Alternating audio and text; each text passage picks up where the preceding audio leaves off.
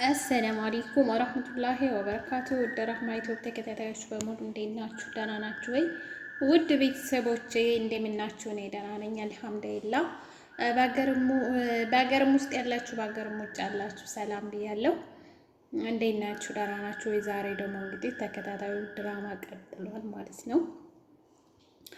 በነገራችን ላይ እንግዲህ አላዛርና እናቱ በጣም ደስ የሚሉ ሰዎች ናቸው። እኔ አድናቂ ነኝ። እኔ እነሱ አድናቂ እንደሆንኩኝ ታውቃላችሁ ራሳችሁ ማለት ነው። የዛሬው ደግሞ ከምር ያበደ ነው። ያበደ እኔ ግን ሌላ ሰው ባታመጣለት ሌላ ሰውን ባታስተዋውቀው ከእሷ ጋር ራሱ ቢሰሩ በጣም አሪፍ ነገር ነው እና ከእሷ ጋር ራሱ ከእናቱ ጋር ቢሰሩ በጣም አሪፍ ነው ብዬ ነው የማስበው። ግን ያው እሷ ደግሞ ያው ቤተሰብ ታውቃላችሁ ልጆች ስላሏት እና ቤተሰብም ስላላት በጣም ከባድ ነው መሰለኝና ችግር ነው እና ወደ ሀገሬ እኔ ልሄድ ስለሆነ እንግዲህ አላዛርን ከሌላ ልጅ ፈልጋ የጓደኛዋ ልጅ ማለት ነው እንግዲህ የጓደኛዋ ልጅ አብረው እንዲሰሩ አናግራታለች። ያው እናትየዋን ፈቃደኛ ናት ብላለች፣ ልጅቷን ፈቃደኛ ናት እና እንግዲህ የቀራት አላዛር ነው። አላዛር ደግሞ እንግዲህ ያው ሰምታችኋል ሁላችሁም ስትጠይቀው ደግሞ እሱ ደግሞ ምን እንዳለ ማለት ነው። ያው እሱም ትንሽ አንገራግሯል። እንግዲህ ያው እሱም ተላምዶ መለየት ከብዶት ሊሆን ይችላል፣ አላውቅም። እንግዲህ ወንድማችን እንደዛ ያለበት ምክንያት እኔ ለራሴ አላውቅም። ለምን ያው አንድ ሰው ከዋዶም ይሁን አንድ ሰው ከፋቅሮም ይሁን ከሰው ጋር ሁል ጊዜ ሲለያይ ይደብራል ከምር።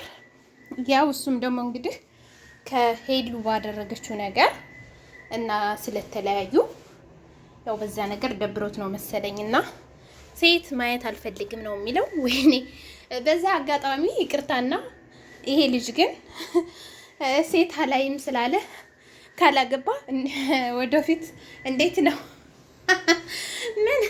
ምን ሊሆን አስቦ ነው? እንደዛ አይባልም ማለት ነው።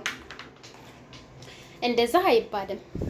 በነገራችን ላይ መጥፎም ወንድ አለ መጥፎም ሴት አለ እንጂ ሴት አልፈልግም አይባልም ጨርሶ ማለት ነው። ጨርሶ ገደል ማለት ነው። ያኔ ሁሉም ሰው እኩል አይደለም። አንድ ሰው መጥፎ ከሆነ ሁሉም ሰው እኩል አድርጎ መጨፍለቅ ከባድ ነው እና እሱ እንግዲህ እናትየዋ እኔም ወደ ክፍለ ሀገር ልመለስ ስለሆነ ጥሩ ልጅ ቤተሰብ የጓደኛዬ ልጅ አብርሃም ትሰራ እናግረታለሁ ስትለው እንግዲህ የኔ ይዋህ ምን አለ? እኔ እናቴ ካሁን በኋላ ሴት ማየት አልፈልግም፣ ሴት በቃኝ ዘግቶኛል እያለ ነው ማለት ነው። አይ እንደኔ ደግሞ ዝጋ ለተናገረው ንግግር መልስ ስሰጥበት እንደ ራሴ ማለት ነው። የሁላችንም ሀሳብ የተለያየ ነው። እኔ የማስበውን እናንተ ላታስቡ ትችላላችሁ። እናንተ የምታስቡትን እኔ ላላስብ እችላለሁ። በዚህ አጋጣሚ ማለት ነው የሁሉም ጭንቅላት፣ የሁሉም መልክ፣ የሁሉም አለባበስ፣ የሁሉም አመጋገብ የተለያየ ነው እና እንግዲህ እሱ ዝጋ ሁሉንም ነገር ጭፍልቅ አድርጎ ሴት ማየት አልፈልግም አብሬም አልሰራም ነው ያለው። እንግዲህ እሷም ደግሞ ዝታበታለች ማለት ነው። እንደ እናትነት ሁኔታ እንደ እናትነት ባህሪ ማለት ነው። እንደ እናትነት ባህሪ ማለት እናቶች አሁን ልጆቻቸውን ያስፈራራሉ። አሁን አንዳንድ ጊዜ የሆነ ጥፋት ስናጠፋ ከዛ ከጥፋታችን እንድንመለስ የሆነ ከበድ ያለ ነገር ይነግሩናል። በቃ ማስጠንቀቂያ። እነሱ እኮ ምንም ሆዳቸው ውስጥ የሌለውን ነገር ነው በቃ እንደዚህ በማፍጠጥ ማለት ነው። በማፍጠጥ እንደገና ደግሞ በማነጋገር ማለት ነው። አሁን የሆነ ነገር አጥፍታችሁ ትንሹ ናችሁ ይሄው ዛሬ ቤት ትመጭና እገልሻለሁ ይላሉ። ግን ልጆቻቸውን የሚገል ቤተሰብ የለም። በእርግጥ እሷም ደግሞ እንዲቀበላት ያኔ አብራው ለልጇ ጥሩ ነገር ስለምታስብ ልጇ እንዲጎዳባት ስለማታስብ ነው እንደዛ ያለችው። እኔ በህድም ያው ልጄ ጓደኛ ያስፈልገዋል ብላለች። አንድ ሰው ብቻውን መሆን የለበትም እና ላዚም ሰው ያስፈልገዋል፣ ጓደኛ ያስፈልገዋል። እና እኔም አላርፍም እዛ ሄጄ ለሱ አስባለሁ። ጓደኛ ጋር ካለ ግን ይሻላል በማለት ነው ጓደኛ የፈለገችለትና ያው እሱም ደግሞ እንግዲህ እንደዛ ብሏል። እሷም ደግሞ ያው እናያለን እያለች ነው። ጀግኒት እየፎከረች ነው። ማን እንደሚያሸንፍ አላውቅም። ያው እናት ታሸንፍ ይመስለኛል እንደኔ ማለት ነው። እንዳሁኑ ወጣትነት እንዳሁኑ ልጆች ሳይሆን እንደ ድሮ ከሆነ ቁጣና ምክር የሚሰሙ ልጆች ከሆነ ያው እናትዬቱ ታሸንፋለች ይመስለኛል ማለት ነው በግምት። እና እንግዲህ አላዛር በዛ አጋጣሚ ያው የአረብ ሀገር ቅመሞች የመዳም ቅመሞችን አመስግኗል ማለት ነው። ያው በጾሙ ምክንያት እንግዲህ ብዙ እቃ ተቆልሎ አይቻለሁ። የመዳም ቅመሞች በጣም እናመሰግናለን ብሏል። እኛም ስላስታወሰን በጣም እናመሰግናለን። ያው ለሁላችንም ማለት ነው። ለሁላችንም ወክሌ ልክ እንደ ማናት ሰይፉ ላይ እንደ ማናት የመዳም ቅመሞች የተባል ነው ራሳችንን ያወጣ ነው ብላለች። እንደሷ ማለት ነው እንደ ኩሽዬ ማለት ነው። እና በጣም ስላስታወሰን በቃ ማጠብ ምናምን እኛም ያው እናመሰግናለን። የመዳም ቅመሞች ደግሞ ባይኖሩ እነሱም እዚህ ቦታ ላይ አይደርሱም፣ የሚያያቸው የለም። እና ያው ሁላችንም ጥሩ ነው ብቻ በጥሩ ነው ቢወሰድ ደህና ነው ማለት ነው።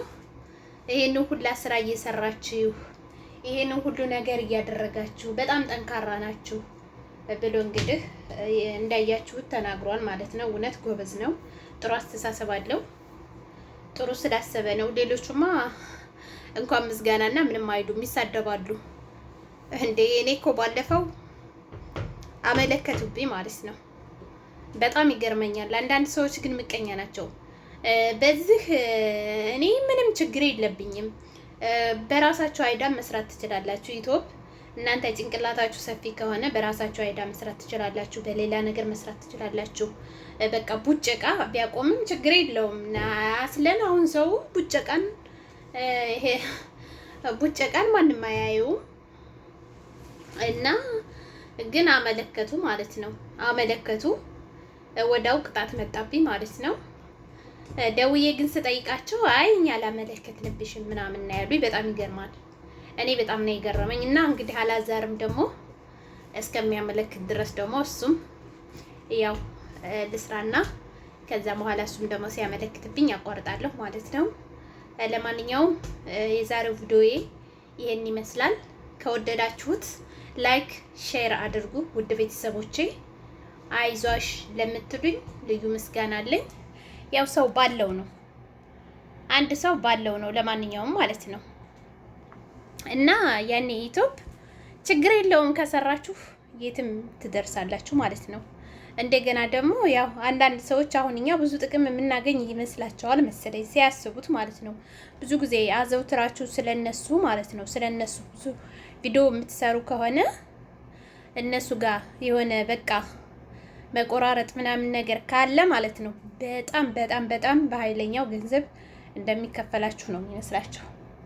እነሱ እኮ የሚገርመው ነገር አሁን እነሱ ቪዲዮ ሲሰሩ ለካሜራ የሚቀርጽ ይከፍላሉ፣ ቢያንስ ለልብስ ይገዛሉ፣ በቃ ብዙ ማቴሪያል ያሟላሉ። ቪዲዮ ሲሰራ ዝም ብሎ አይደለም።